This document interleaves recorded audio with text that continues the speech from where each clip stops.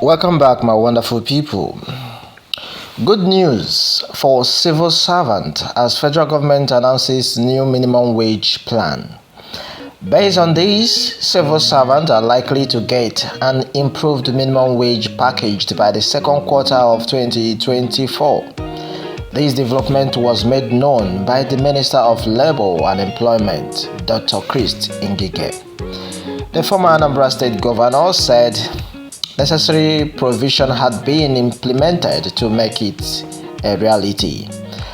The Minister of Labour and Employment, Christ Ngige, says plans has been put in place to review and implement a new minimum wage for Nigerian civil servants on or before May 2024.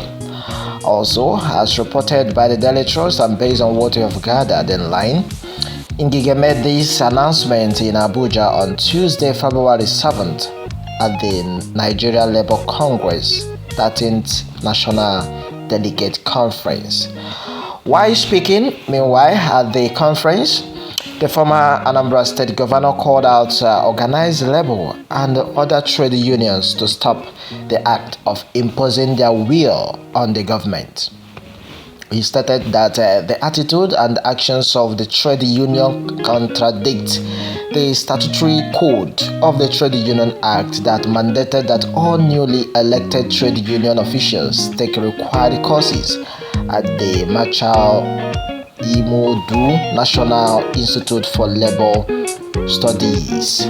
On this note, he stated that this training will definitely give them first-hand knowledge and adequate capacity to exercise their responsibilities effectively and also influence their industrial relations authorities.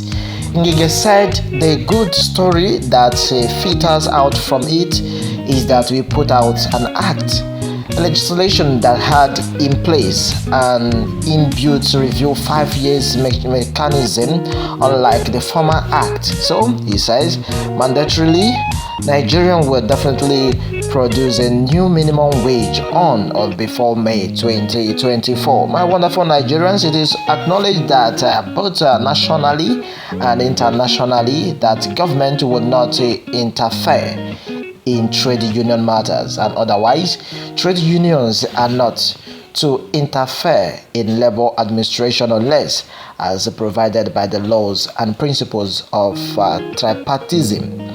Ngige also lambasted trade unions, saying as he further restricted that he is not within the right of the trade union to dictate to government on the appointment of public officials. He urged the NLC to ensure the implementation of the Employees Compensation Act 2010 by state governments.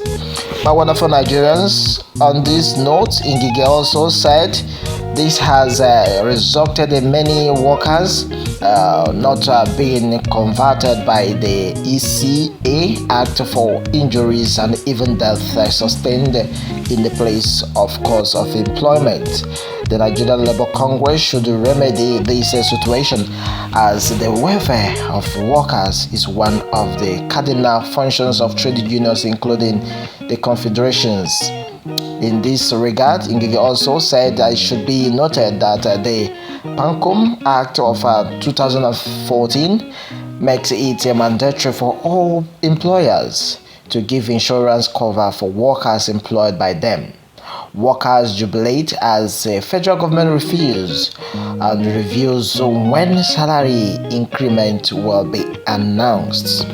Alright, on to this, similarly, the federal government has announced a plan to increase workers' salary in 2023 following a series of industrial actions in 2022. On to this, Minister of Labour and Employment, Christ Ngige, said the increment is to curb the effect of economic challenges posed by inflation on the country. According to Ngige, the presidential candidate and the presidential committee on salaries is currently reviewing the wages, and the government will definitely make a pronouncement next year. Finally, Buhari's minister breaks his silence over half salary payments of varsity dons. Well, it has been on the matter that in another development, the controversy over paying half salary to ASU lecturers for October has been explained. Of course, the federal government, through the Ministry of Labor and Employment, said the salaries were paid prorated.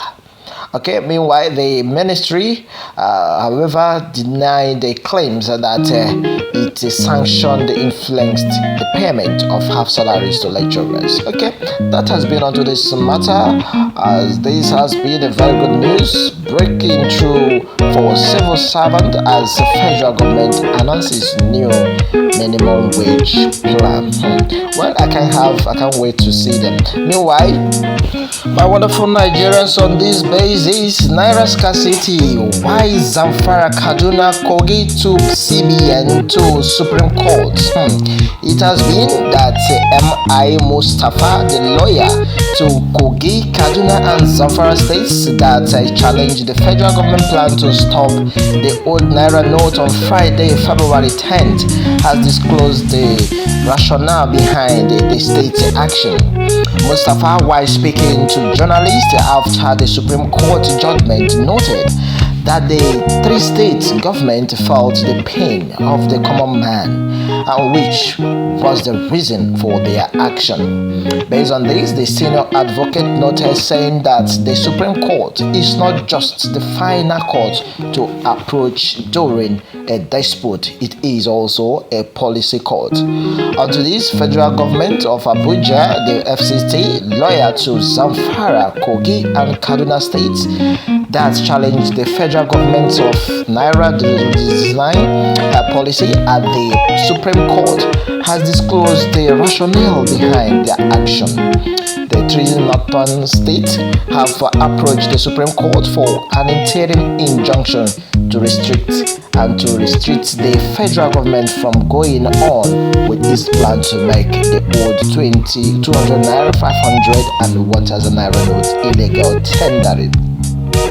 Speaking to journalists after a spiked order was granted by the Apex Court, M.I. Mustafa, the counsel to the three states, noted, saying that the reason why the state government approached the court was due to the fact that the federal government policy is anti-people. Latest about CBN, new Naira note, Nigeria and Naira scarcity, Amefele 2023 election.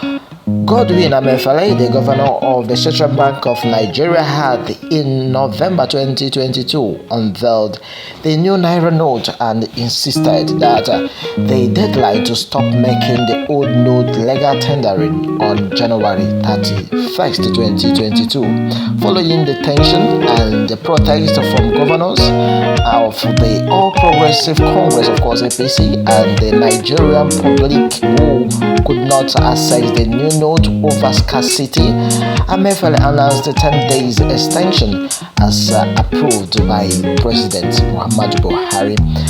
Meanwhile, the three states subsequently approached the court and their expired order was granted by the Apex Court on Wednesday, February 8th. Well, it has been that Tinubu reacted as the Supreme Court gives verdict on CBN Naira swap policy.